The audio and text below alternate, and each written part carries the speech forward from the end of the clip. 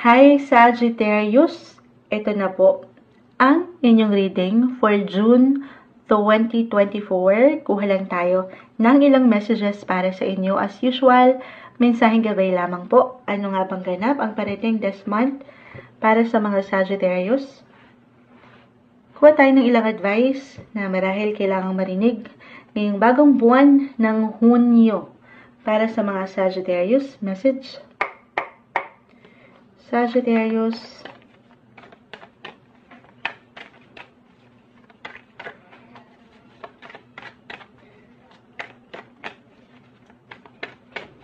Sagittarius. Ayan, may sumasama sa aking kamay. Add pa tayo dyan.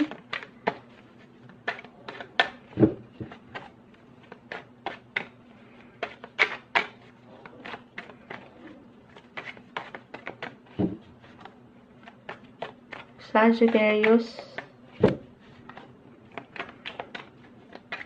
Uy, may umaangat pa rin. Okay, sama na natin to. Let's add more. Sagittarius. Okay, so medyo madami to. Kunin ko yung pinaka. Saan natin ilalagay? Pwede pang bumagsak. Sagittarius. Okay, ayun na. So isahin natin. The Six of Cups ay narito. King of Swords. The Ace of Wands, reverse. Ace and Ace of Swords. The Death card. Okay, hindi po kailangan katakutan or laliman. This one is in reverse. And the Five of Swords. Okay. Okay, Sagittarius, hindi ko ito tatamisan, pero ito yung unang pumasok sa aking pakiramdam at isipan dito. Hindi tatamisan, pero naway wag lang din po lalaliman. Okay, pero maring merong importanteng ganap ngayong buwan kung saan, dalawa lang ito. It's either may naghihintay pang bagong simulain sa iyong buhay relasyon, or meron ng bunga, may opportunity, or meron ng magtatapos, merong wawakasan, or meron ng kakalimutan, iiwan. Again, hindi kailangang laliman. Pero umaangat po Ace and Ace, the Death card. It's either merong conclusion or solution, kumbaga. Renewal. Pero sa renewal na yan, it's either, sabi ko nga, ibibigay mo na to yung bagong simula ay na-deserve mo para sa iyong sarili. Couples in a relationship, kung medyo nagkakaroon kayo ng tension, kahit simpleng tension right now when it comes to your connection sa inyong mga person, andito kasi umaangat yung tension. Conflict, ayan. Minsan ang hirap i-mention ng ilang messages, pero sabi ko nga, hindi kailangang ma-attach. Nothing is yet set in stone, guys. Patuloy na merong changes.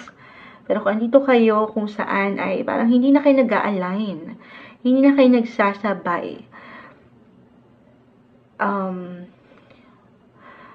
Yes, it could be an ending. Okay? But, yes, something will end, but definitely something else will begin. Merong new beginnings na naghihintay. Yung sabi ko nga, yung bago. Okay, dalawa lang ito. Kung hindi mag-apply at kayo single naman, it's either about your relationship or pagdating sa partnership area or pagdating sa inyong karera. May pagka-intense, I will be honest, pero best month ito na iproseso ang iyong kinakaharap. Siyempre pa, hindi lang puro puso. The King of Swords ay narito, Ace of Swords. Papaangitan yung inyong mga intellectual side. Bilang kayo ay mga Sagittarius, positive naman kayo, adaptable and flexible sa sitwasyon.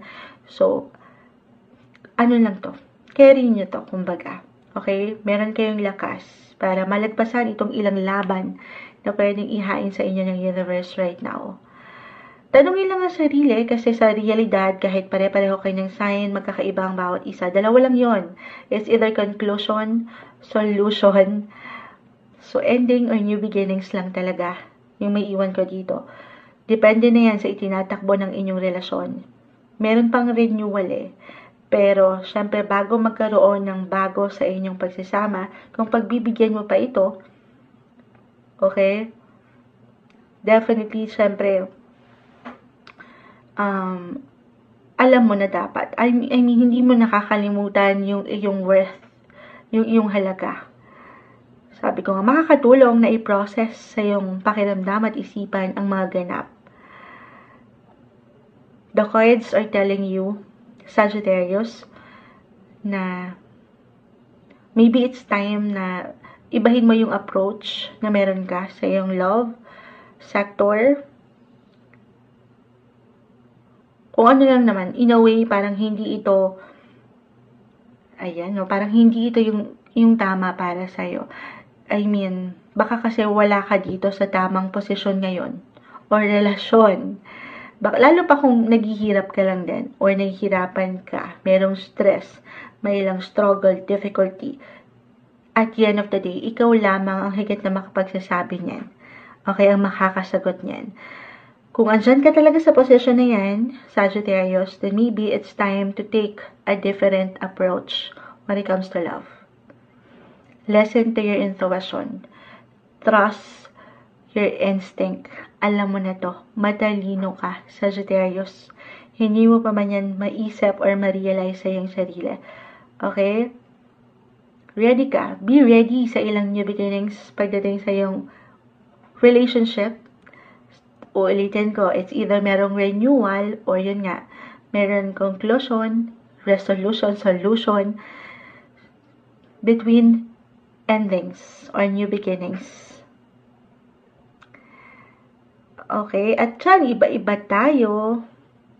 Maaaring ilan ay susubok pa ulit, susubukan ang magsimula ulit sa una. Okay? I mean, meron pang second chance or yung iba talaga, lalo pa kung nahihirapan kayo, then, papaangatin yung alam nyong deserve nyo sa isang relasyon. Very important na nakikita mo ang iyong halaga sa pagkakataong ito. So, nag-highlight ang inyong relationship, partnership area. If this is about your work, kung hindi ka na masaya at nababalutan ka lang, ito lang naman po ay mensaheng gabay, hindi kailangan aksyonan sa payo ni Moonchild. Okay, at the end of the day, aking ulitan, ang tanging may iwan lamang po rin ng mga barahang umaangat dito sa Sagittarius. Ito yung maaring kondisyon sa inyong sitwasyon na kinakaharap or kaharapin ngayong buwan ng Hunyo. Pero yung pinaka-outcome, yung resulta, yung gusto mong mangyari, of course, you have the choice. Okay? At the end of the day, it's all up to you. If this is about work, kung doon natin i-relate at hindi naman nag-apply ang usaping relasyon sa inyo para sa ilan, then tanungin ng sarili, andito ka ba sa posisyon sa trabaho na masaya ka? Napapanatili mo yung saya? Or nagkakaroon ka ng ilang tensyon sa ilang katrabaho? This is the best time to review. Review your situation in regards to work. Okay? Kasi baka dyan mag-apply yung kusa mo rin pag-angat nung talino. I mean, dapat wise. Dapat wise kang mag-isip. Kasi, yes, parang malaki nga ang sweldo, pero halimbawa lamang, malaki ang sweldo dito sa posisyon na trabaho na meron ka.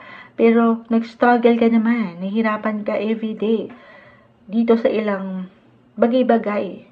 Could be physically, mentally, emotionally, parang hindi healthy or hindi na nagsaserve ng something para sa'yo. Then, it's up to you to decide, Sagittarius. Okay, kung ilalaban pa, ipapush pa, o papaangatin mo ang iyong halaga. Very important, Smart, na alalahanin mo ang iyong halaga. Yung halaga mo, yung worth mo rin when it comes to work. Dahil meron kang kakayanan. Okay, King of Swords, ay narito, Ace of Swords. Meron kang lakas. May power ka to decide. May power ka to move forward sa iyong buhay. Okay? So, yung pinaka-message may iwan natin. Kuha tayo ng ilang words of advice para sa mga Sagittarius. Ayan, may umaangat. Kung hindi ko pa na-mention, the Six of Cups, meron kayong reconnection, reunions. Kahit over the net lang po ito for some of you, na may kaugnayan sa past, sa ilang old friends ba ito, old connections, could be an ex-partner or ex-friendship. Ayan, meron pag-angat para sa ilan. May ilang something bago sa part na yan. Okay, may bumagsak na dito. Wisdom! Sabi ko na nga, yung inyong karunungan, meron kayong talino. Gamitan nyo yan.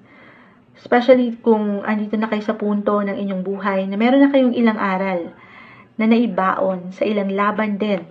Pagsubok, yung difficulty, highs or lows ng life. Gamitin nyo yan. Higit nyo yung paangatin ngayon. Wisdom. Self-reflection.